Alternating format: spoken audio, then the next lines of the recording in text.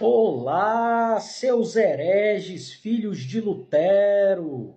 Como é que estão no dia de hoje? A descendência da serpente, os apóstatas inimigos da Santa Igreja, né? Brincadeiras à parte, meus irmãos, está tudo bem? Espero que sim. Essa é a parte 2, certo? Dos vídeos que eu pretendia trazer da live com o Lucas e o Pedro Gaião, né? As citações que eu utilizei de cristãos antigos contra a Imaculada Conceição. Obviamente, eu não vou trazer citações mais do que o necessário, né? Somente as que eu mencionei, né? E algumas pontuais por questão de contextualização, para depois que não haja acusação, certo? De estarmos isolando o contexto, a fala de pai da igreja A, doutor da igreja B, certo? Então, espero que gostem e curtam, compartilhem e se sintam edificados com mais uma sessão de demolição ao dogma da Imaculada Conceição de Maria por parte dos antigos, ok? Vamos começar. Vamos começar com o pé direito, vamos começar logo com o bispo de Roma, o Papa João IV. Em primeiro lugar, é loucura blasfema dizer que o homem é sem pecado, o que ninguém pode ser, mas somente o único mediador entre Deus e os homens, Cristo Jesus, homem, o qual foi concebido e nasceu sem pecado. Todos os outros homens, tendo nascido no pecado original, são conhecidos por ter a marca da transgressão de Adão, mesmo estando sem pecado atual. De acordo com a palavra do profeta, eis que fui concebida em iniquidade, e no pecado minha mãe deu à luz a mim. O bispo de Roma está afirmando aqui que é blasfêmia dizer que outro além de Cristo pode ser sem pecado. Mas calma, que tem outro bispo de Roma que quer falar uma coisinha. Sabe aquela passagem de Jó 14,4 que eles adoram usar? Quem pode tirar o puro do impuro? Ninguém. Dizendo que é uma referência à Imaculada Conceição? Pois é. Tem um bispo de Roma que tem um recado para esse tipo de gente, que isola a Bíblia do contexto. Vamos lá. Gregório Magno, bispo de Roma, assim diz: aquele que é o único limpo em si mesmo, e se ele está falando de Jesus, pode purificar a coisa impura, pois o homem que vive em uma carne corruptível tem as impurezas da tentação enraizadas nele, visto que ele as derivou desde o seu nascimento, pois sua própria concepção por causa da gratificação carnal é impureza. Por isso, diz o salmista, eis que fui formado em piedade e em pecado me concebeu minha mãe. E é por isso que ele é muitas vezes tentado mesmo contra a sua vontade. É por isso que ele está sujeito às impurezas na imaginação, embora lute contra elas pela razão, porque, sendo concebido na impureza, enquanto segue a pureza, ele se esforça para obter o melhor daquilo que é. Mas quem dominou os sofrimentos da tentação secreta e venceu a impureza de pensamento, nunca deve atribuir sua pureza a si mesmo, pois ninguém pode purificar uma coisa concebida de semente impura, exceto apenas aquele que é limpo em si mesmo.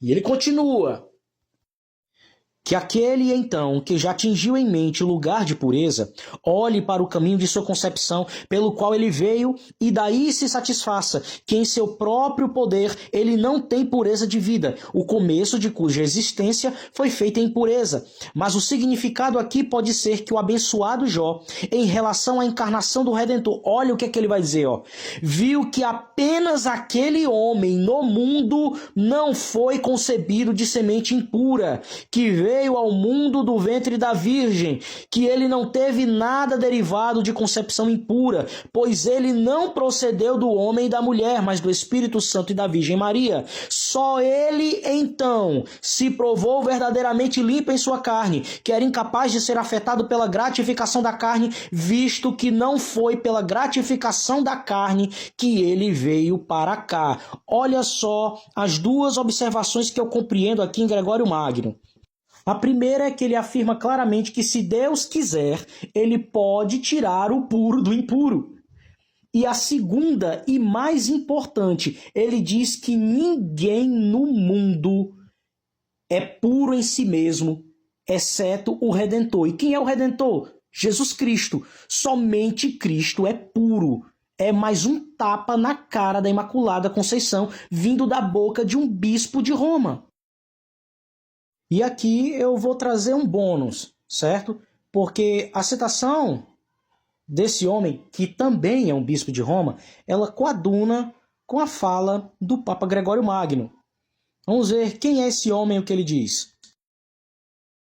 Papa Leão Magno, assim diz o bispo de Roma, e, portanto, na ruína geral de toda a raça humana, veja, ele não abre exceção aqui, só havia um remédio no segredo do plano divino que poderia socorrer o caído, e esse foi um dos filhos de Adão que deveria ter nascido livre e inocente do pecado original, prevalecendo sobre o resto tanto por seu exemplo e méritos, ainda mais porque isso não foi permitido pela geração natural e porque não poderia haver descendência alguma sem defeito, da qual a Escritura diz: quem pode fazer uma coisa pura ser gerada de uma semente impura? Não é somente tu que és capaz? Ou seja, Leão Magno, junto com Gregório Magno, afirma que somente Cristo é puro e, se Deus quiser, pode sim tirar o puro do impuro. Ou seja, quando os apologistas e militantes católicos nos acusam de estar limitando o poder de Deus, dizendo que Deus não pode tirar o puro do impuro, usando como artifício de que Maria teria que nascer pura, teria que ser purificada do pecado para hospedar Cristo em si mesma e assim dar a luz ao Filho de Deus, na verdade é o contrário, porque se Deus quiser, ele pode tirar o puro do impuro de acordo com esses dois papas. Então quem está limitando o poder de Deus são eles. Gelásio I, mais um bispo de Roma que, pelo visto, não conhecia a Imaculada Conceição, ou que Maria era exceção também, junto com Cristo, no pecado original. Olha o que ele diz. Pertence somente ao Cordeiro Imaculado não ter nenhum pecado. Sabe por que eu coloquei o print aqui embaixo? É que, por vezes, os opositores dos protestantes acusam essa citação de ser adulterada, né? De não existir. Mas está aí. Isso aí foi tirado da obra Prescrições de Lanois, certo? Inclusive eu vou colocar a fonte do livro também na descrição do vídeo, viu? Mais um que, pelo visto, não tinha ideia de Imaculada Conceição. Vamos ver aqui agora alguns dos doutores medievais que eu citei na live com o Gaião e o Lucas, certo? Vamos ver o que é que eles dizem. Eu vou pegar apenas uma citação de cada. Há muitas que eles dizem, certo? Mas vou pegar uma citação de cada que eu julgo ser importante, pertinente para o que temos a passar aqui para vocês, ok? Vou começar por ele. Anselmo de Canterbury, ou Anselmo da Cantuária. Vejam só o que é que ele diz, ó. Pois como a natureza humana, sendo incluída na pessoa de nossos primeiros pais, foi inteiramente vencida pelo pecado em Adão, com a única exceção daquele homem a quem Deus foi capaz de criar a partir de uma virgem, foi igualmente capaz de salvar o pecado de Adão. Assim, eles não tendo pecado, a natureza humana teria sido conquistada totalmente.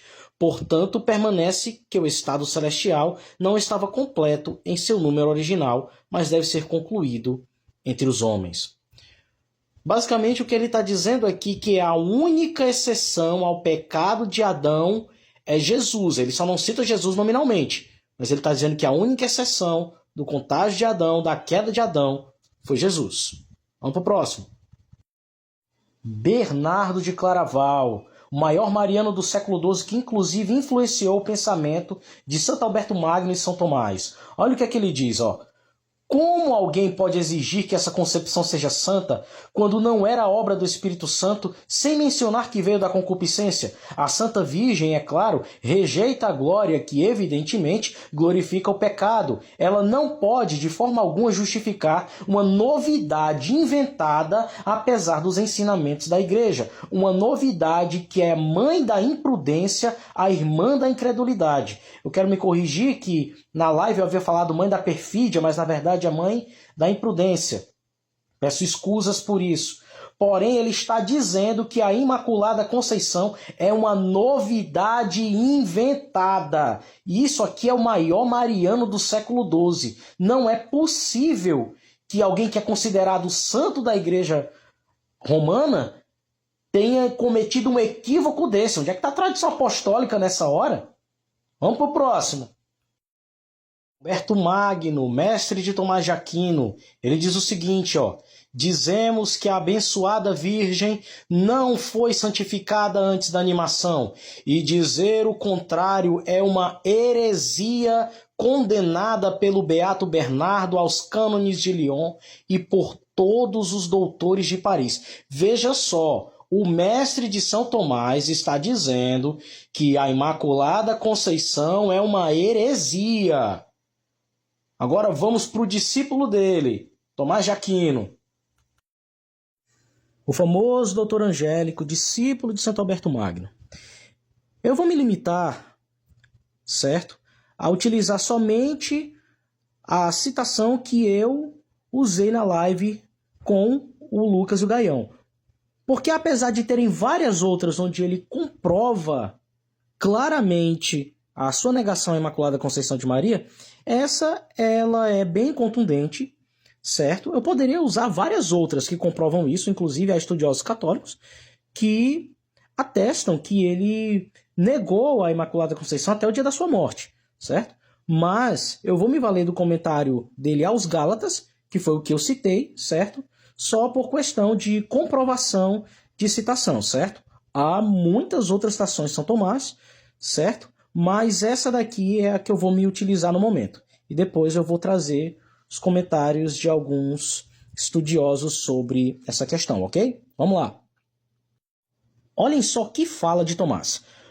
Pois somente e exclusivamente ele é aquele que não está sob a maldição da culpa, apesar do fato de que ele se dignou a ser feito maldição por nós. Por isso se diz, estou só até passar. E novamente, não há quem faça o bem, nenhum sequer. Achei um homem entre mil. Ou seja, Cristo que estava sem pecado. Uma mulher entre todos eles não encontrei, que seria totalmente imune a todo pecado, pelo menos original ou venial. Tomás de Aquino, comentário aos Gálatas, ou seja, está se dizendo que o único homem que foi encontrado foi Cristo sem pecado e não havia uma mulher que pudesse ser encontrada sem pecado. Isso é uma referência clara à Mãe de Salvador. Não tem muito o que discutir aqui. O texto é autoexplicativo. Mas eu tenho certeza que vai ter uma ruma de católicos chorando depois dessa citação aqui. Meu Deus do céu, fico só imaginando. Vou preparar aqui o balde para recolher as lágrimas dos apologistas e militantes católicos quando virem o que Tomás falou e vão trazer uma ruma de citação que eles dizem que ele defende a Imaculada, inclusive vão talvez usar de uma citação adulterada que eu já refutei no meu vídeo passado nos comentários com um monte de católico teimoso que apareceu para ficar dando murro em ponta de faca comigo. Vamos ver agora os comentários a respeito dessas posições de Alberto Magno, Tomás de Aquino e São Bernardo. Juniper Carroll, mariólogo, ele assim diz em sua obra, ó: embora com Santo Agostinho, Santo Anselmo e todos os escolásticos, Santo Alberto reconhecessem em Maria uma plenitude de graça, de pureza, de virtude inferior apenas à de Cristo, ele também estava entre aqueles que falharam em perceber que, de acordo com sua missão e dignidade singulares, a Mãe de Deus deveria ter sido preservada de sua origem original, o pecado. Movido pela autoridade de Bernardo de Claravaux, E, pela visão agostiniana sobre a transmissão do pecado original, o doutor universal admitiu apenas uma santificação pré-natal da Santíssima Virgem. Agora vamos ver o que é que ele fala a respeito de Tomás. Se liguem só. São Tomás de Aquino tratou a questão da Imaculada Conceição apenas incidentalmente, como cognata à sua consideração da impecabilidade de Cristo. Ele seguiu o ensinamento de São Bernardo e assim talvez se possa afirmar que sua relutância em admitir a imunidade de pecado de Maria desde o primeiro momento de sua concepção foi devido ao fracasso das escolas em desenvolver uma noção precisa do momento de concepção e animação. Alguns expoentes de São Tomás têm se esforçado para estabelecer que o doutor Angélico defendeu virtualmente a Imaculada Conceição e certamente a teria ensinado se a concepção tivesse sido tratada completamente por ele. Mas a maioria dos estudiosos de São Tomás está bastante preparada para admitir que o doutor Angélico simplesmente negou a libertação de Maria do pecado original. Aqui é um mariano, um mariólogo. Não é um protestante que está falando isso. Tem outro estudioso que tem algo para falar aqui. Dom Estevão Bittencourt, já falecido, ele diz o seguinte, ó. No século XIII, Santo Alberto Magno e São Tomás de Aquino negaram a Imaculada Conceição porque não viam como a conciliar com a universalidade da redenção. Admitiam, porém, que Maria tenha sido purificada do pecado no seio materno, logo após a infusão da alma humana no embrião. Pergunte e responderemos, julho de 2004. Então, o próprio Estevão Bittencourt, embora ele tente passar um pano medonho para a Imaculada Conceição, tentando englobar ela na questão das verdades reveladas, né? Ele admite que esses doutores negaram a Imaculada Conceição. E ele não é o único. Olha só o que é que diz outro católico aqui, ó. Ludwig Ott, ele diz assim, ó, sob a influência de São Bernardo, ou seja, seguindo os passos de Bernardo de Claraval, os principais teólogos dos séculos XII e XIII, Pedro Lombardo, Santo Alexandre de Hales, São Boaventura, Santo Alberto o Grande, São Tomás de Aquino, rejeitaram a doutrina da Imaculada Conceição. Ou seja, mais um católico influente afirmando que esses doutores rejeitaram o dogma católico promulgado por Pio IX em 1854. Por quê? Pelo puro e simples fato de que eles não conheciam essa doutrina como apostólica. Gente, até hoje de manhã eu pretendia postar o vídeo até a fala de Ludwig Ott, mas eu senti que o vídeo precisava de um temperinho a mais, certo? Então eu vou fazer mais algumas menções aqui, ok? De pessoas que eles consideram santos na igreja deles, certo? Para que nós possamos entender por que a Imaculada Conceição de Maria ela não pode ser considerada uma doutrina crida desde sempre, justamente porque pessoas como as que eu vou citar agora não viam a Imaculada Conceição como uma doutrina apostólica e como algo que era crido desde o início da igreja, certo? Vamos ver aqui quais são essas pessoas e o que elas disseram. Vou começar com ninguém menos do que o defensor dos ícones muito usado pelos apologistas católicos, João Damasceno. Olha o que ele diz. Mas Deus fez o homem por natureza sem pecado e o dotou de livre-arbítrio. Por pecado, eu não quero dizer que o pecado não podia encontrar-se nele, pois esse é o caso da deidade somente, mas que o pecado é o resultado da livre vontade que ele possui, em vez de uma parte integrante de sua natureza. Ou seja, ele está afirmando que não estar sem pecado é uma característica somente de Deus. Agora eu vou citar um caso bem curioso que aconteceu com duas santas católicas. Escuta só. Essa à esquerda da tela é Catarina de Siena, uma santa católica do século XIV, também chamada de Virgem Seráfica. E ela era contemporânea de outra santa católica, Brígida da Suécia, e essa teve uma suposta revelação sobre a Imaculada Conceição. Olha que curioso, olha o que é que ela diz. Ó. E é verdade que foi concebida sem pecado original e não em pecado, porque como meu filho e eu nunca pecamos, nenhum casamento foi mais santo do que aquele do qual nasci. Creia, minha filha, visto que pensam bem os que creem e professam que fui preservado preservada sem mancha original. Escuta só, erroneamente, porém, os que pensam o contrário, principalmente se o fazem com temeridade. Ou seja, supostamente, Maria apareceu para essa santa e disse para ela que ela não tinha o pecado original e estavam corretos aqueles que afirmavam isso e todos os que afirmavam o contrário estavam errados.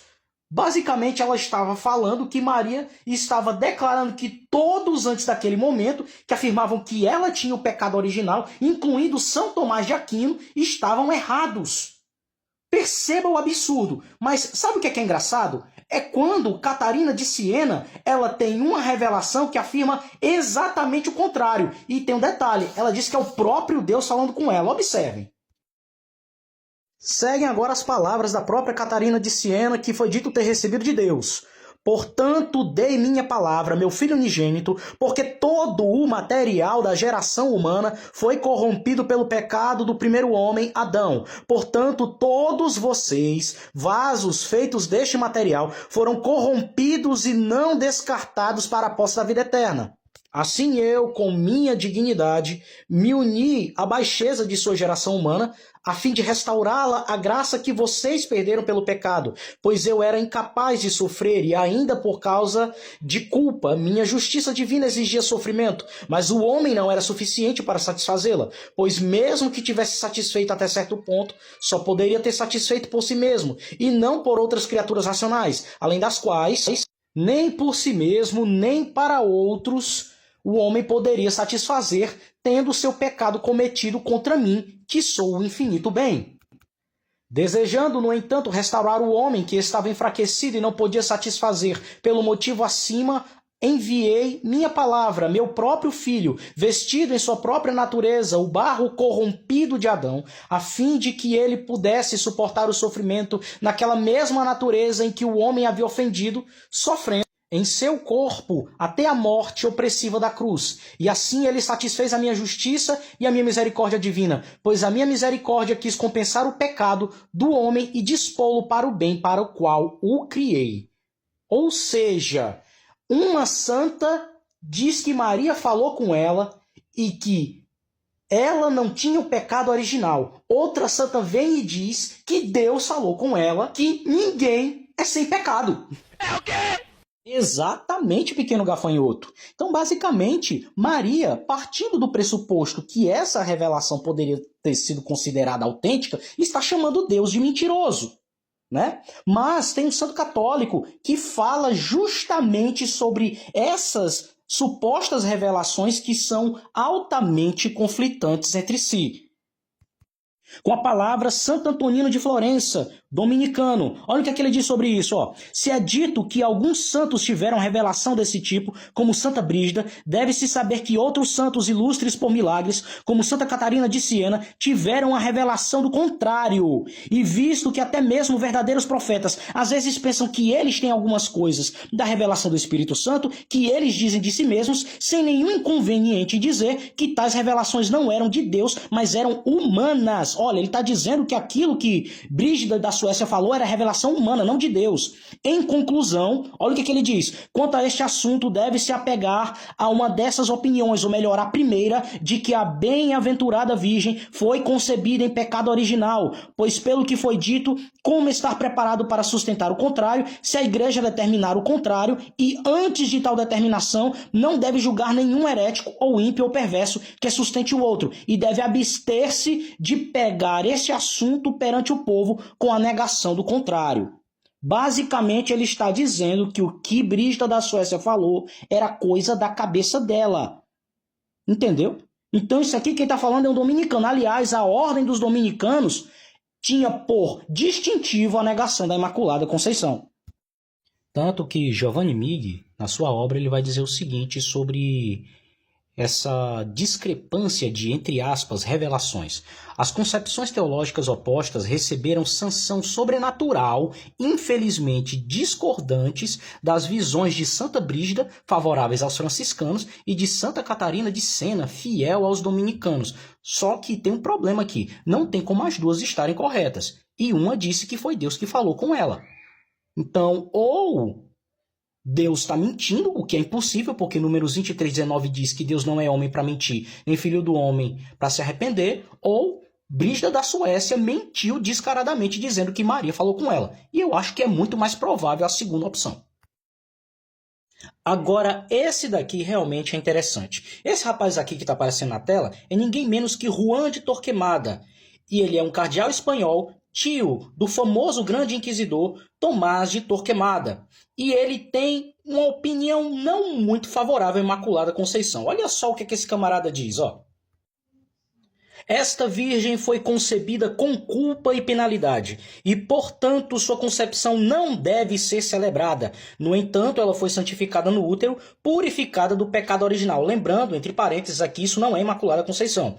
Por isso, também sua natividade é celebrada neste momento pela Santa Igreja. E, portanto, dizemos que quando a graça do Espírito Santo veio sobre ela, ela foi tão purificada de todos os pecados que se acredita que as fomas do pecado tenham sido totalmente extintas nela, mas a pena da culpa não foi removida. Bem, então disse iluminada, não exonerada, pois então é algo exonerado quando o fardo é totalmente removido, mas é iluminado quando uma parte se retira e a outra sai. Então, o próprio tio do inquisidor Tomás de Torquemada está dizendo que Maria foi concebida no pecado original. Lembrando também que tanto ele quanto Tomás de Torquemada eles eram da ordem dos dominicanos. Como eu disse a respeito de Santo Antonino, o distintivo dessa ordem era negar a Imaculada Conceição. Então, nada mais natural do que esse camarada afirmar que a Imaculada Conceição não é válida. E há, inclusive, obras biográficas que atestam que Juan de Torquemada negou, sim, a Imaculada Conceição. E ele era um cardeal espanhol brilhantíssimo que participou do Concílio de Basileia. Então, que raios de doutrina é essa que até cardeais espanhóis simplesmente negam ela na maior cara dura? Alguém pode explicar isso para mim? Que à medida que o tempo passa, menos convencido eu fico de que acreditar nessa lenda pelagiana pode ser algo considerado válido e fruto da tradição apostólica. Eu quero muito, mas muito, que algum católico romano me convença do contrário. Mas eu sei que isso é bem difícil de acontecer. Na verdade, não vai acontecer de jeito nenhum. Bom, gente, foi isso. Espero que vocês tenham sido mais uma vez acrescentados em conhecimento no que tange à defesa da fé que uma vez foi entregue aos santos. Peço que você se inscreva no canal, curta, compartilhe e espalhe esse vídeo, né? Porque conhecimento é poder, certo? E o que acontece, o motivo de tantas religiões de caráter duvidoso prosperarem é justamente porque elas prendem seus fiéis pelas correntes da ignorância. E o meu intuito com esse vídeo foi justamente demonstrar, certo, que pessoas que acreditam nesse tipo de coisa estão sim presas na ignorância, algumas sem saber, na inocência, e outras sim, de livre vontade. Porque uma coisa você tem que entender, não importa o quanto você apresente bons argumentos, boas citações, não importa a qualidade do seu conteúdo, para quem não quer entender, para quem não quer abrir mão de uma opinião que ele sabe, no fundo, que é errado, mas talvez por orgulho ou talvez por cegueira espiritual simplesmente não quer abrir mão, certo? Mas espero ter acrescentado o conhecimento dos irmãos e aproveito para dizer, certo, que o meu trabalho sobre a Imaculada Conceição, para a alegria dos irmãos e desespero da apologética católica, ele está em expansão, certo? Ele está crescendo um pouquinho mais, ok? Eu não sei com quantas páginas ele vai terminar, mas uma coisa é certa, ele está crescendo. E está crescendo bastante, viu? Então, a Deus toda honra, toda glória, todo louvor. Que Deus em Cristo vos abençoe. Não se esqueça, curta, se inscreva, compartilhe e que Deus nos abençoe. Até a próxima. Fiquem com Deus. Valeu. Até mais.